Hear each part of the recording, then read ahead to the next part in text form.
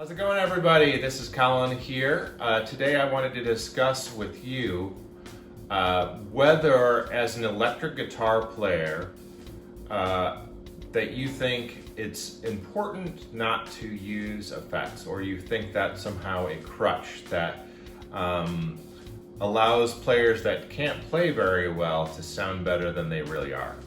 Now, the reason why I'm bringing this up is that the guitarist and guitar collector Joe Bonamassa tends to believe that effects are that kind of crutch, that just he might use like an overdrive or something that enhances his tone or playing, but I just want to discuss and just give you my perspective on the subject pretty much. So my philosophy is that an electric guitar inherently, so when it was created, it was to kind of give it more volume to compete on the bandstand with like horns and things like that. And originally this tone was just clean, guitar players just plugged in, and it was basically just translating the sound that they were getting from their guitar. But then distortion happened. And so we can now discuss, is distortion an effect? Is it somehow altering the natural sound? According to, if I was going to look at like someone like Joe Bonamassa's perspective on this, I would definitely say distortion is a sound enhancement that isn't just like what, like the natural sounding guitar, just louder, would be.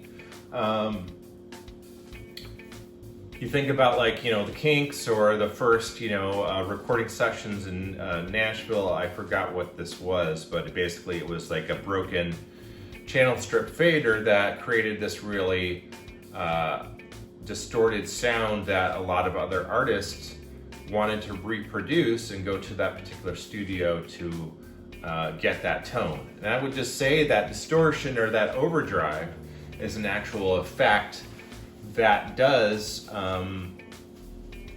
enhance the sound. It changes it. So that kind of brings us back to this perspective of what is the electric guitar for? What is amplifying the guitar for? Is it just to be a purist and to make the sound louder and then just rely on just your chops alone just to make the sound? I just tend to disagree with this whole philosophy. I think to have authentic tone is very important as a guitar player. But it's also kind of a synthesizer. You're basically introducing a signal. An electric guitar creates a signal, and then it goes into a lot of signal processing units and things like that. Similar to like when you start with a synthesizer with a square wave, a saw wave, or a sine wave, and then you can like modulate it and put LFOs on it. You can alter it greatly to get a certain type of sound. Now, I don't hear synth players going, well, if you were really just a good keyboard player, you would just stick with the piano or organ. No, whatever you want to do, whatever your imagination allows, I think it's fully your right as a musician to try to capture or manifest that sound in the outside world, whatever that is. There's many, many guitarists that I would say, their existence kind of refutes Joe Bonamassa's philosophy on this. Stevie Ray Vaughan, he used a Leslie speaker, he used a wah-wah. He was kind of a purist, but those are still guitar enhancements, for sure. Obviously, Jimi Hendrix, he used a Univibe, he used a wah-wah. He uses an octave.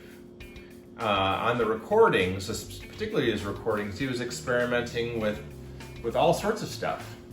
Echo, backwards playing, So those are all, and I just imagine Jimmy's like, this is the sound I hear in my head. How can I actually get it to come into reality here in the studio and then on the stage? Think about guitarist Nels Cline. He's been playing since the early 80s as a jazz guitar player. Bill Frisell, great guitar player, uses effects. The Edge is a great musician, and some would say, well, no, he just uses his echo. That is his sound. That is his instrument, the guitar and the echo. And it takes great skill to hone that sound over years and years to do what he does. I mean, I think it's so stupid to think about a guitarist going, I just can't play very well, and I got some blues licks, I'm just gonna throw in the delay because that's gonna make me sound better.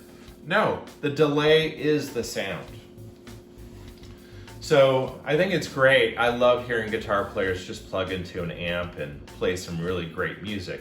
So I come from a background in which I studied classical guitar.